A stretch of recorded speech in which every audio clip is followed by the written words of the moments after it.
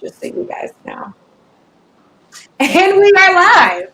Hello, everyone. I am Misha Green. You probably just saw me on an episode of The Chicken Box, but if you don't know, I am DC editor, and I'm super excited to be here with Austin Webster and Daryl Thompson, the founders of Deepr. We have a lot to talk about because this is genius what they've got going on. It is an Atlanta-based startup and music discovery app. And one of the things that I love in an article that I read about them, actually, which is on afro.com today, they call it Shazam on steroids, which I absolutely love. I always used to say I should be on that show Beat Shazam because I always like know if it's a good, oh, that's an NERD song or whatever. So I'm really excited to talk to you guys today. I love music and I'm so excited that you all are, as people who've been in this industry, offering something that is going to be really, really innovative and fun and important, not only to African Americans, but to nationwide, and I'm guessing internationally as well.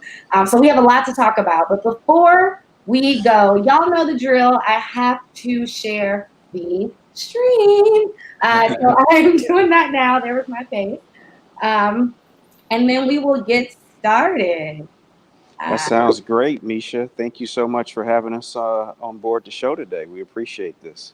I just know that you guys are ridiculously busy and working hard. I know what startups are like. So I thank you guys for taking the time out to talk to us today. Thank you so much. All right. And we are shared. So first of all, how are you guys doing? What is life for you? We're still in a pandemic. The protests are happening. How are you?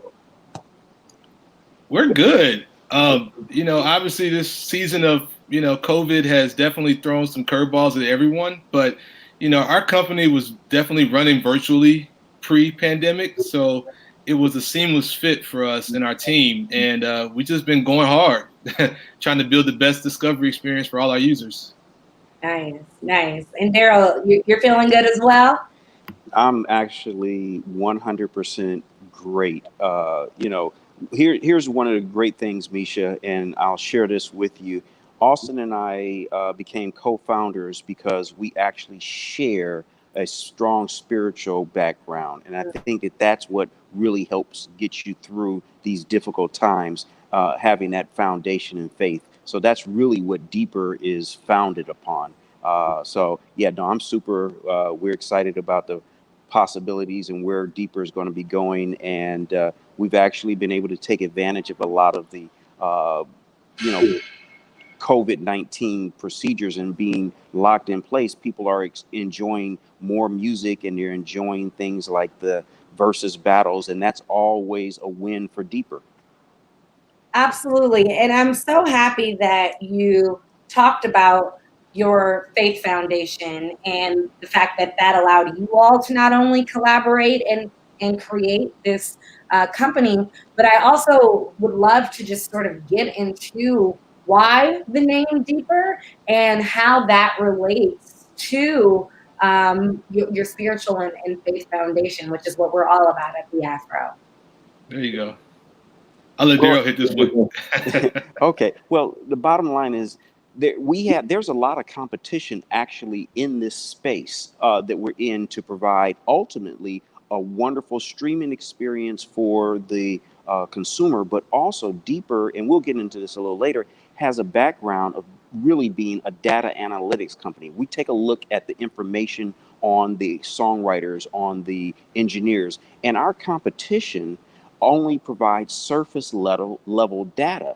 But Deepr, like the name suggests, takes you behind the scenes, goes beneath the surface, down deep in. And I think the correlation to our faith is that's where you can really, truly find out what you're all about. The Bible tells you that a man who builds a house on sand, when that storm comes, it's going to blow away. But if you have that solid foundation, if you've got something rock in the ground, then you're deeper and you can withstand. So when COVID hit, Deepr was already prepared. It's amazing that you all were almost prophetic in a sense. Prepared, it was a great word, for this pandemic, and having such a company that really focuses on the digital market, and allows your consumers to do the same. I mean, I think it's so important. And a lot of people had to super adjust when COVID hit. For you all, what was that feeling when you found out about the pandemic with this startup and then said, well, we're already ready? And then what did you guys have to do in terms of adjustments, if any?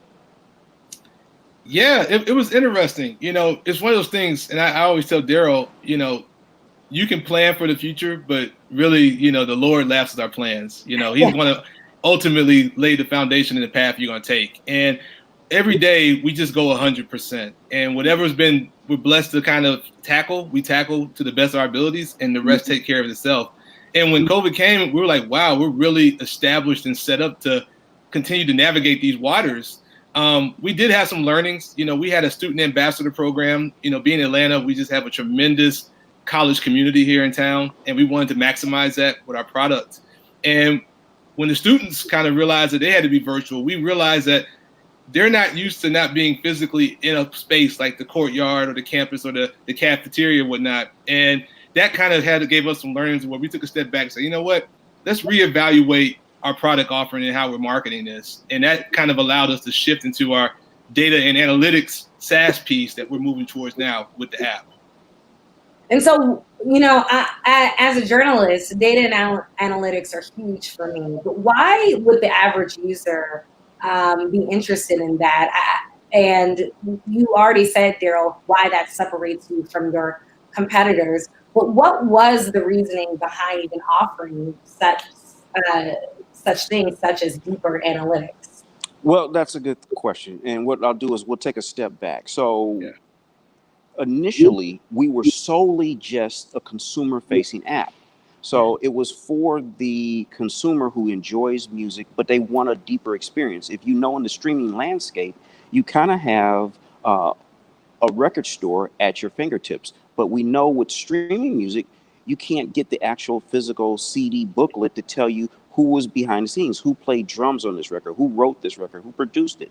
Now, some of the streaming services have changed and they're at least offering static credits, but you can't interact with them. And that's what Deepr actually does. It allows you to mix and match creators to find out exactly who played on not only your favorite songs, but you can find more songs, make playlists based upon those creators. So initially, we were a consumer facing app. We still are. However, our business model now moves, instead of us charging consumers a subscription fee, because when COVID hit, we realized a lot of people lost their jobs. They can't afford another subscription. We already have, Hulu and Netflix and Amazon Prime and Spotify or Apple Music. We're paying too much. So we wanted to keep this free for the consumers. And ultimately, we then shifted our business model to sell the data analytics to the record companies or an artist management group. So if I'm an artist and I know what my stats are, I can negotiate better deals, not only with my record label, but maybe when touring comes back, I can get a better price in a venue, or I can even negotiate with some of the consumer brands to set up licensing deals so that if they want to hire me to pitch their product for Coke or Ford Motor Company, I can have the industry leading analytics to say why I'm the best candidate. And ultimately, I get paid more money. So we shifted selling the information to the brands and the bigger companies because they're more positioned to actually pay for it. I think that is so brilliant and just shows how much you care about the consumers, and knowing the fact that we're in these hard times, and looking, and these businesses also need it. I mean, in these difficult in this difficult space that we're currently navigating, these businesses also need to know the analytics and how they will then choose to spend their money based off of some of the information that you're given. I just have to say, I so wish I had Deepr about 2 months ago. I was in the car with my mom and we were listening to all this Prince music, Right. and we were trying to figure out like who was that artist playing on this, and who, and it was so difficult. And then I'm like looking at, which I always say not to do as a journalist, but like I'm looking all through Wikipedia trying to figure out who played on what. So it is so incredibly important that you have that, because by no means am I a musician. I'm a lover of music, but I have no sort of any sort of involvement in the industry, in the music industry, and yet that was something. Neither does my mom, and yet that was something that we were spending like an hour doing. And so I think that that's brilliant that you're also again offering these deeper analytics. I gotta ask. I'm sure you all have seen or heard about Kanye West's big issue, tweeting storm, as I like to call it, yesterday. And we saw the video with the Grammy, etc. But a lot of that was an attack on the music industry and on contracts and on whether or not who's making the correct money from his streams, etc. And we know that's been a conversation that's been happening big time in the music industry for the past couple years. First of all, what do you think about that moment that Kanye had putting his contracts on Twitter? But more importantly, this an app like Deepr sort of help the artists as well, so that they're not having these major breakdowns and calling out their record companies, etc. Does an app like Deepr sort of help avoid that and almost become a middleman? Here, I'll let you take this. Well, ultimately, what Deepr does, it's twofold. To answer your question, can it help the artist? Absolutely. How does it help the artist? If I'm on a song, but no one knows I participated on that song, how can I get the recognition that I deserve? So it helps when the consumer actually knows, oh, this person was the producer, this person was the keyboard person, this person engineered this record. There's actually an engineer here in Atlanta that has worked on so many of the major top 10 hits, because Atlanta is a cultural mecca, especially with QC, and you got Think It's a Game. You got historically people like Dallas Austin and Jermaine Dupri, Jonta Austin. I mean, the list goes on. But if people don't know you worked on these records, you can't get your next gig. So it's much easier when people know, oh, they're the ones responsible. So if I'm a record label executive, then I can hire you. Ultimately, the Kanye piece, we pray for Kanye. There's no question, and I'm going to say this, and I could get a lot of bad feedback, but we in the African American community don't take mental health seriously enough. And I think we have to absolutely do that. And we can't make light of it. We can't laugh at people. We have to be supportive and help those who may be struggling or see things from a different perspective. For sure. And I'm so happy you brought that up. That's something that we've been really, really pushing with the Afro for years at this point. We have a hashtag, Let's Talk Black Mental Health, or Black Mental Health. We've done an episode on the show that I just talked about, a chicken box called Black People Versus Mental Health. And we had a doctor who specifically talked about Kanye and said, we can't judge him. We can't continue laughing at him. And know that he is truly, truly ill.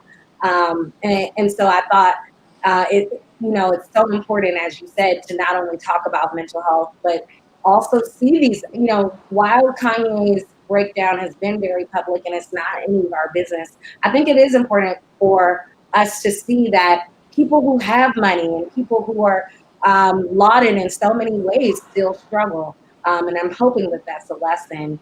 So I have to ask, I think it's amazing that you all are African-American co-founders of this organization. But, we don't, again, get to see that very often in the music industry, and particularly in the digital and streaming industry, Black owners. Why is that important? And do you feel like you all are sort of embraced with amongst your colleagues as being one of the few in this industry? Yeah, I think that's tremendously important. I think being an example and being that model for what it looks like is critical for our youth and our young people, or even people who are they have an idea and they're just like, I don't think I'm good enough. I don't think I have the ability to do this. And you have everything in you. If you have the idea and the passion, everything else can fall in place if you follow through with that dream. And we're living proof of that. Atlanta has just been tremendous for us as Black founders in tech because we're in a program, I guess, led by Jewel Burke Solomon, who's a tremendous mentor to us, called Atlanta Founders Academy. And it is just a tremendous group of entrepreneurs and tech founders and just startups who are of color. And we just go through workshops, we build community, we support one another. And it's just been a fantastic venture to be a part of. But at the end of the day, Daryl and I, we came together because we both brought two different kind of perspectives to music. Me as a consumer, the diehard music fan, and he from the music business and the music industry perspective. And it's just meshed so well as we've navigated these waters. And we really feel confident and hopeful about the product that we have and where we're going with it. And I think it's awesome that you mentioned the group that you're a part of that sort of helped foster you as you created this amazing platform. Actually, last week we talked to TC Carson, who is in Atlanta, amazing actor. And my question for him was, how do you create during this time? How do you continue creating? As entrepreneurs, I know so much of what you do is about networking, about being out in places and spaces. How are you continuing to create and grow during this pandemic? Well, for us, go ahead. Go ahead, Austin. Yeah, I'll touch on it from an internal perspective. There's so many virtual tools available for us as a team. We have a team on the West Coast, team in India. We're everywhere. And so as long as we have video conferencing and like WhatsApp and tools like that, we can easily send sketches and ideas and work through troubleshooting problems and things of that nature. So that's been the tools are available for you to collaborate. It's different, but they're there. And we've been maximizing them on our end. And I was just going to say, it's important whenever you're creating to listen to the people you're creating for. So where TC is an actor, he's got to listen to, the feedback that the fans have to say. Does he need to have more depth in his character? For us as business and entrepreneurs, we have a product in Deepr. We want to get the feedback. How do you like using that? What features don't you like? It's so important, and it's applicable to any industry. So whether you're in the media business like yourself and creating a wonderful platform like the Afro, listen to your readers, your listeners, your viewers. What do they want to see? And pay attention and then be willing to actually implement those changes into your business. And I know that you guys were already on this journey far before COVID-19, but any advice for budding entrepreneurs who know they have something good or they think they might have something good but are afraid to take that leap? Yes, I'm living proof of that. One of the things for me, my background, I'm an industrial designer by trade. I design products and solve problems. And when I came up with this solution 3 years ago, I was frustrated. I love music. I love going to the record store with the little bit of money that I had and buying the latest CD or cassette and then going home and looking at the liner notes to find out who the songwriters, who the producers, what songs were sampled. And moving to this digital era, we have literally the record store in our fingertips. But when I wanted to find out who was behind this song or if they collaborated, what other songs did they do? That took me hours. And I said, there's got to be a better way to do this. And I said, well, Apple Music, they got a lot of money. Spotify is growing. They'll figure this out. And then something just said, why not you? And I took that idea, just started sketching out what it would look like to have a Shazam-like concept that playlists and shows you credits, and you can mix and match that information quickly in seconds. And one sketch led to a little interactive prototype that led to me presenting at events here in town, meeting a technical team, meeting Daryl, and we just keep rolling and building this app out. Now, next thing you know, we're tech entrepreneurs. So at the end of the day, if you have an idea and you have a passion for that idea, don't let fear, self-esteem, lack of visual representation stop you from doing what's in your heart. That's awesome advice. And, I'm over here just taking it for life in general. I don't think I'm going to be starting any companies anytime soon. but that passion and that steam and to keep going is so inspiring. I cannot believe we're already at the 20-minute mark. That's insane to me. But I do want to give people an opportunity to say anything, or throw anything out. Oh, Kai has already said, so look, Kai and I must be on the same page. She says great advice. So thanks for tuning in, Kai, and saying that. But any other questions or comments you can quickly throw at the bottom. I want it in the comments, and I'll try to get them before we wrap. My last question for you guys is, what are next steps? I mean, obviously, I know that you guys are sort of still in the startup phase, but what are next steps, and how can we be a part of the next steps of the journey? Well, the first thing you can do is download the Deepr app if you have an iOS device or Android device. We're live right now. We are a free app. There's no ads. It's frictionless. All you have to do is sync your Apple Music, Spotify, or YouTube account, and you can just start playing and making playlists that you have never heard before. Especially when this, I guess, climate of verses, where we have this tremendous platform where some of our heroes like Patti LaBelle and Gladys Knight are able to just kind of go through their catalog. We have a playlist on Deepr right there on the home page that allows you to explore those songs they played and really go deeper. I had no idea Curtis Mayfield produced some of Gladys Knight's biggest hits. Patti LaBelle and Jimmy Jam and Terry Lewis made tremendous magic together. Let's go find out what other songs they did together. We can put that for you in seconds. Press play or watch the video. So please download the Deepr app and have fun. That's the first thing you can do. Nice. Yay, absolutely. Thank you so much, Misha. And then what I would like to do on behalf of Austin and myself, if there are any music creators out there, we actually do have a platform for you to upload your credits into the Deepr system, and there is a small fee involved. However, what we're going to do for the Afro today is, if there are 5 people out there who are creators, we're going to give them a free album pack, which means they can upload up to 15 of their credits into the Deepr app for 100% free. We'll provide you with the code, Misha, and anybody who's interested can test it out and try it out and upload their credits directly into the Deepr system. That is awesome.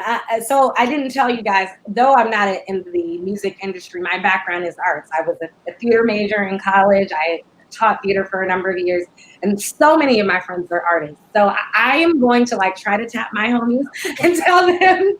But for all those tuning in, please do the same. Tell your friends who are creators. And we'll make sure that we put the code in the comments, as well as the article that is already on afro.com. Oh my goodness, guys, I am so inspired by you and incredibly fired up by Deepr and all the work that you're doing. How can the people follow you on social media and things like that? Because we got to keep in touch. And please, please, please come back to Afro Live. Most certainly. Most certainly. You can follow us on Instagram at Deepr Music, DEEPR Music. On Facebook, we're at Deepr Music App, and the same for Twitter. And then if you want to check out our website, it's www.deeprmusic.com. Awesome, awesome, awesome. Anything you guys want to add before we wrap? Well, ahead, I'll close it out. I think what you mentioned, Misha, is just very important. While we have this wonderful music app, we want to give back and we want to support our community. We want to be a shining light and beacon, an example of how to actually represent and do so at a high level. So if there are students out there maybe that are listening, you're especially here in the Atlanta area at Morehouse, Spelman, Georgia Tech, Georgia State, any of the local schools, reach out to us on social media. We have a program that we would love to get you involved and talk about internships. Awesome. Look, guys, you better take that offer up. I mean, internships are key. Any way that you can sort of get into this industry, whether it be tech or music, is so important. And we know that those two industries aren't dying anytime soon. So thank you guys again so much for your time, for your innovation, creativity. Thank you for bringing God and faith in it, because He's always up in it. So thankful for you all, and please come back on Afro Live and keep us up to date on all that you've got going on. Thank Thank you you. very much. Thank you.